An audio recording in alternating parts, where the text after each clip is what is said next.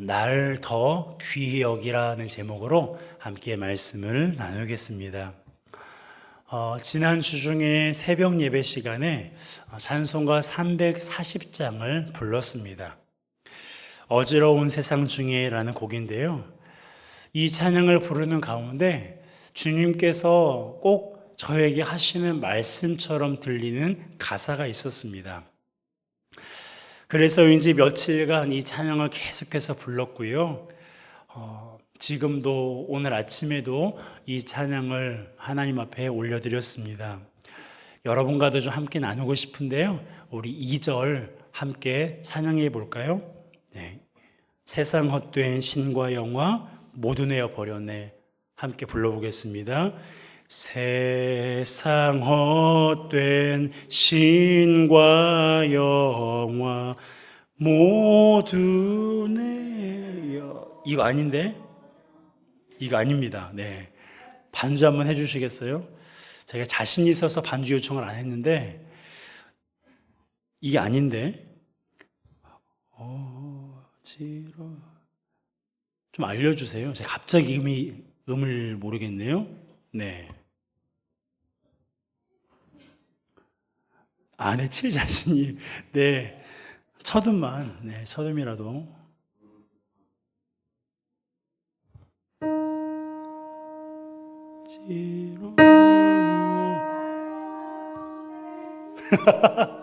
이제 알았습니다. 네.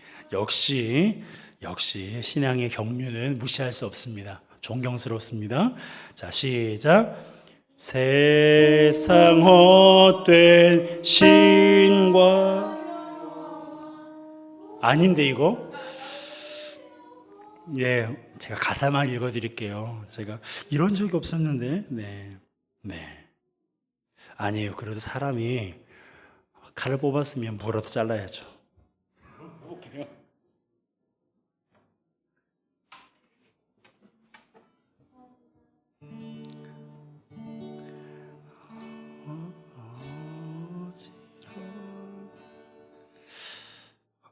못하겠습니다.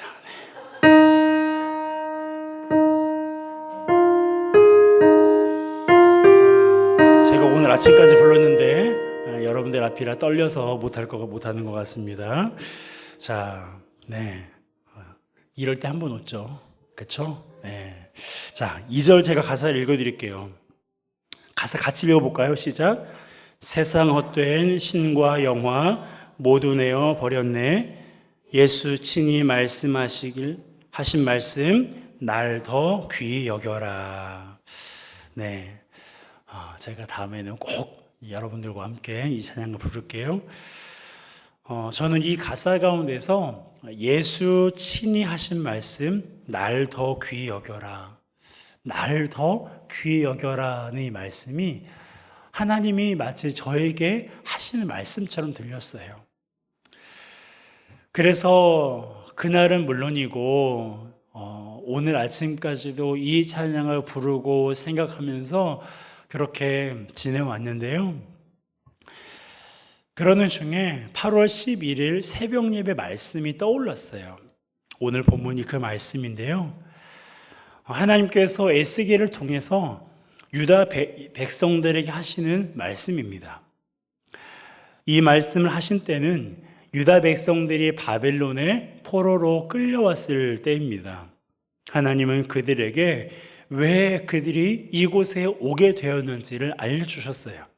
더불어 바벨론이 한 번 더 예루살렘을 공격할 것도 알려주셨는데요. 그 이유는 이미 유다가 바벨론에 의해서 2차례나 공격을 당해서 어려움을 당했음에도 불구하고 여전히 하나님을 멀리하고 우상을 숭배하고 있었기 때문입니다.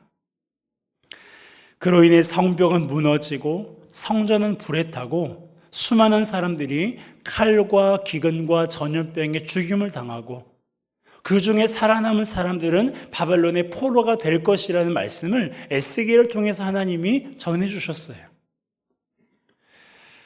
하나님께서 이것을 말씀하시는 이유가 있습니다. 그들이 죄를 범했으니 이것은 당연한 결과라는 것을 알려주기 위해서였어요. 너희들이 우연히 바벨론의 포로가 된 것이 아니라 너희들이 우연히 뜻하지 않게 세상적인 말로 재수가 없어서 바벨론에게 공격을 당한 것이 아니라 너희들의 죄 때문이다 라는 것을 하나님이 알려주시기 위해서였어요. 그리고 더 중요한 이유도 있습니다. 그게 뭐냐면 죄로 인해 이러한 일이 발생했으니 지금이라도 회개하고 하나님께로 돌이키라는 거예요. 지금이라도 하나님께로 돌이키면 하나님께서 너희들을 보호하고 하나님의 계획을 이루시겠다라고 말씀하시는 겁니다. 여러분, 이러한 하나님의 마음은요, 지금도 마찬가지예요. 하나님께서 우리가 죄를 지을 때마다 징계한 것은 아니지만 어떤 경우에는 아주 따끔하게 우리를 혼내실 때도 있어요. 그 이유도 우리로 하여금 하나님께 돌아오게 하기 위해서였습니다. 죄를 지은 우리가 미워서 괘씸해서 징계하시는 것이 아니라 이제라도 회개하고 돌아오게 하기 위해서 우리를 징계하시는 거예요. 사랑하는 자녀가 어긋난 길로 가면 그를 혼내고 채찍질하듯 하나님께서 우리에 대해서도 똑같다라는 거예요. 우리가 죄를 범했다면 이렇게 해야 하지만 여러분, 더 좋은 것은 뭐예요? 죄를 범하지 않는 것 아니겠습니까? 우리가 죄를 범해서 하나님께 징계를 당했으면 하나님이 나에게 회개하고 돌아오라는 사인이구나 라는 것을 깨닫고 그렇게 하면 돼요. 하지만 그보다 더 좋은 것은 죄를 범하지 않는 것, 그래서 하나님의 징계를 받지 않는 것이 더 좋지 않겠어요? 그렇다면 우리가 죄를 범하지 않기 위해서 어떻게 해야 될까요? 우리가 죄를 범하지 않기 위해서 해야 될 것들이 참 많이 있는데 오늘 본문을 통해서 하나님이 저와 여러분들에게 주신 메시지가 뭐냐면 하나님이 주신 것으로 하나님을 위해서 사용하라는 것입니다. 하나님이 주신 것으로 하나님을 위해서 사용할 것을 말씀하셨어요. 예를 들면 여러분, 우리의 몸은 누가 주셨습니까? 네, 부모가 주었나요? 네, 하나님이 주셨어요. 그러면 누구를 위해 사용해야 돼요? 하나님을 위해서 사용해야 됩니다. 여러분, 우리의 재능을 누가 주셨어요? 하나님이 주셨어요. 그러면 누구를 위해서 사용해야 됩니까? 하나님을 위해서 사용해야 되잖아요. 우리가 이론적으로 너무나 잘 알고 있어요. 하나님이 주신 몸이니 하나님을 위해서 사용하는 것이 마땅하고 하나님이 주신 재능이니 하나님을 위해서 사용하는 것이 당연하다라는 것을 우리가 이론적으로는, 지식적으로는 잘 알고 있습니다. 그런데요, 그렇지 않을 때가 있잖아요. 우리도 그렇지만 당시 유다 백성들도 그랬어요. 오늘 본문을 다시 한번 천천히 읽어볼 건데요. 여러분, 유다 백성들이 하나님 앞에서 어떤 죄를 범했는지 한번 오늘 본문을 다시 한번 읽으면서 찾아보세요. 자, 16절에서 19절 함께 읽겠습니다. 시작. 네가 네 의복을 가지고 너를 위하여 각색으로 산당을 꾸미고 거기에서 행음하였나니 이런 일은 전무후무하니라. 네가 또 내가 준 금, 은 장식품으로 너를 위하여 남자 우상을 만들어 행음하며 또 내 수놓은 옷을 그 우상에게 입히고 나의 기름과 향을 그 앞에 베풀며 또 내가 네게 주어 먹게 한 내 음식물 곧 고운 밀가루와 기름과 꿀을 네가 그 앞에 베풀어 향기를 삼았나니 과연 그렇게 하였느니라. 주 여호와의 말씀이니라. 하나님께서 유다 백성들에게 하신 말씀이에요. 그들의 죄를 지적하면서 하신 말씀인데요. 여러분, 찾으셨어요? 그들이 어떤 죄를 범했습니까? 우상을 숭배하는 죄는 물론이고 그 우상을 섬길 때, 그 우상을 숭배할 때 무엇을 했다라는 거예요? 하나님이 주신 것을 했다는 거예요. 17절을 보세요. 네가 또 내가 준 금, 은, 장식품으로. 네가 누구예요? 유다 백성. 내가 누구예요? 하나님. 그러니까 유다 백성이 금과 은으로 남자 우상을 만들었는데 이 금과 은 장식품을 누가 주셨다는 거예요? 하나님이 주셨다는 거예요. 하나님이 주신 것으로 우상을 만들었어요. 19절에도 그래요. 또 내가 네게 주어 먹게 한 내 음식물. 하나님께서 유다 백성들에게 먹을 것을 주셨어요. 특별히 하나님을 제사하는 데 필요한 음식물을 그들에게 주셨습니다. 그러면 하나님을 예배하라고, 하나님께 제사를 드리라고 음식물을 주셨으니 그 음식물로 뭘 해야 돼요? 하나님께 제사를 드려야죠. 하나님께 예배를 드려야죠. 그런데 유다 백성들이 어떻게 했습니까? 그 우상, 그 제물을, 그 음식물을 우상에게 바쳤다라는 거예요. 하나님이 주신 금은 장식품을, 하나님이 주신 음식물을 우상을 위해서 사용한 것입니다. 그러니 하나님 보시기에 어떠시겠어요? 얼마나 답답하고 얼마나 화가 나셨겠습니까? 그렇다면 우리는 어떨까요? 여러분은 어떠세요? 하나님이 주신 것을 하나님을 위해서 사용하고 계십니까? 아니면 우상을 위해 사용하고 계십니까? 여러분, 우상은요, 불상과 같은 그런 형상만 가리키는 게 아니고요, 하나님보다 더 사랑하고 의지하는 것이 우상이에요. 그러면 감이 오시죠? 아, 내가 하나님보다 뭘 더 사랑하는지, 하나님보다 더 의지하고 있는지 여러분 생각난다면 그것이 나의 우상이에요. 우리가 하나님이 아닌 것, 하나님이 주신 것을 하나님이 아닌 하나님보다 더 사랑하고 의지하는 것을 위해서 사용한다면 그것이 뭐라고요? 죄라는 거예요. 하나님이 유다 백성들에게 금, 은, 장식품을 주셨듯 우리에게 재물을 주셨어요. 그러면 그 재물은 누구를 위해 사용해야 돼요? 하나님을 위해 사용해야 돼요. 선교하고 구제하고 그리고 주님이 마음을 주시는 곳에 사용해야 돼요. 이 말씀을 준비하면서 문득 제가 한 가지 놓친 것이 생각이 났습니다. 뭐냐면 얼마 전에 전 국민에게 정부에서 소비 쿠폰을 주었잖아요. 저희 가정도 3명에서 45만 원을 받았거든요. 그래서 지금도 잘 쓰고 있어요. 그런데 생각해 보니까 11주를 안 냈더라고요. 그래서 부랴부랴 준비해서 오늘 냈어요. 반올림해서 5만 원을 냈습니다. 여러분, 정부가 주었지만 정부를 통해서 하나님이 나에게 주신 거라고 저는 믿거든요. 그래서 하나님을 위해서 사용하는 거예요. 여러분, 우리의 재능도 마찬가지입니다. 여러분에게 참 재능이 많은 것 같아요. 하나님께서 각 사람들에게 재능을 주셨는데 하나님이 주신 재능이면 하나님을 위해서 사용하는 것이 맞아요. 출애굽기에 보면 부살렐과 오홀리압이라는 두 사람이 기록되어 있습니다. 그들은 성막에 필요한 기구를 만들었거든요. 여러분들이 출애굽기 그리고 민수기를, 레위기를 읽어보시면 성막에 필요한 기구들이 얼마나 정교한지 몰라요. 그러한 기구들을 이 부살렐과 오홀리압 두 사람이 다 만들었어요.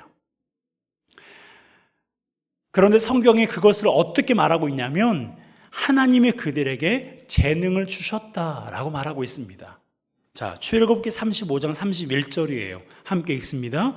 하나님의 영을 그에게 충만하게 하여 지혜와 총명과 지식으로 여러 가지 일을 하게 하시며. 여러분, 부살렐과 오홀리압이 여러 가지 일을 했다. 라고 능동태로 되어 있지 않고요, 수동태로 되어 있어요. 하나님의 영이 그들로 하여금 하게 하셨다라고 되어 있습니다. 32절에도 이렇게 기록되어 있어요. 금과 은과 노수로 제작하는 기술을 고안하게 하시며, 그리고 33절에도 여러 가지 정교한 일을 하게 하셨고 라고 말하고 있습니다. 부살렐과 오홀리압이 그냥 스스로 재능이 막 생겨가지고 그것을 만든 것이 아니라 그 재능을 누가 주셨다는 거예요? 하나님이 주셨다는 거예요. 하나님은 우리에게 악기를 다룰 수 있는 재능을 주셨어요. 내가 악기를 다룰 수 있어요. 그 재능을 누가 주셨어요? 하나님이 주셨어요. 내가 어려운 수학 문제를 풀 수 있어요. 그 재능을 누가 주셨어요? 하나님이 주셨어요. 저는요, 제가 자취를 몇 년 동안 했거든요. 자취를 하면서 동생들에게 제가 국도 끓여 먹이고 밥도 해 먹이고 하여간 동생들이 그렇게 해서 먹였어요. 그리고 대학교에서는 선교단체 사람들을 그렇게 제가 해서 먹였습니다. 그래서 저는 나름대로 요리를 잘한다고 생각했어요. 그래서 결혼을 해서 이제가 당찬 마음에 내가 몇 년 동안 자취 생활도 했으니까 내가 내 와이프를 위해서 맛있는 국을 끓여서 줘야겠다. 네, 결과는 말씀드리지 않겠습니다. 네, 그걸로 끝이었어요.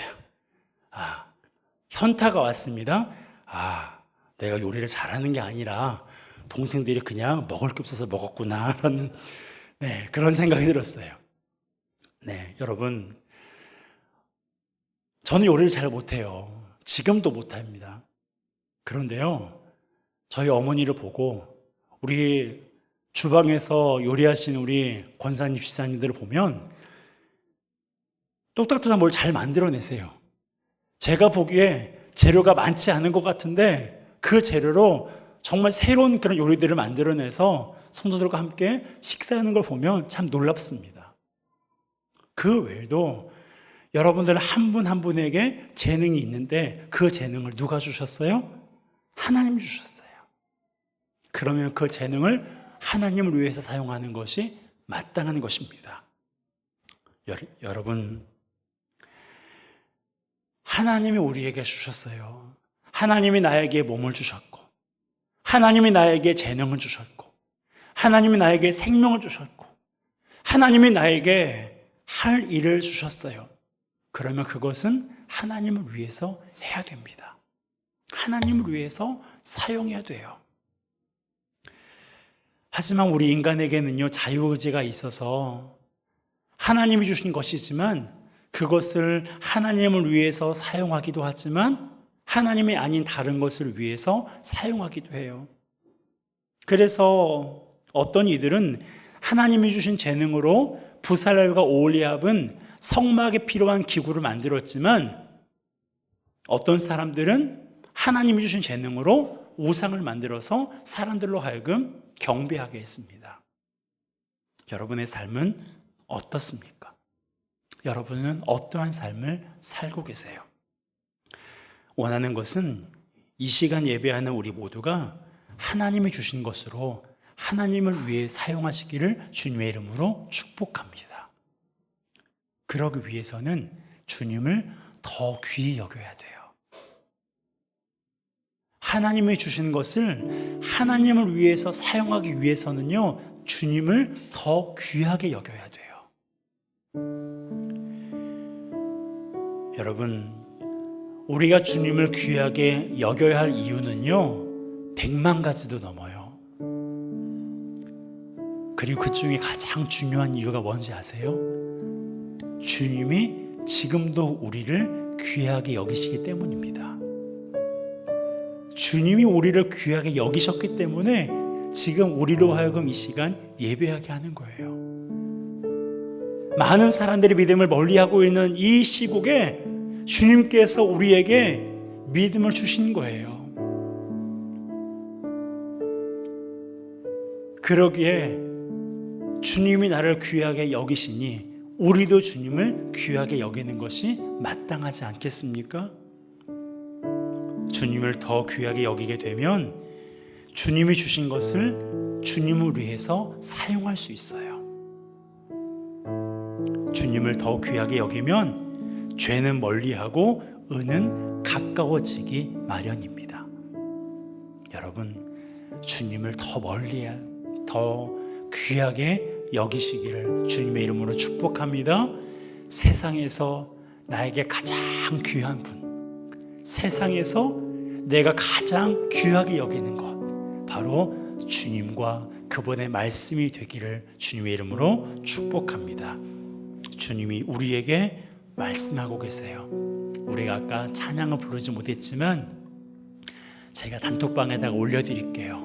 그리고 다음에 우리 함께 찬양해봐요. 주 날 더 귀히 여겨라. 예수 친히 하신 말씀, 날 더 귀히 여겨라. 이 말씀 주님께서 나에게 주신 말씀으로 여기며 이 한 주간 살아가면서 주님을 더욱더 귀하게 여김으로 죄를 멀리하고 하나님이 주시는 풍성한 은혜를 맛보아 경험하는 저와 여러분 되시기를 주님의 이름으로 축복합니다. 함께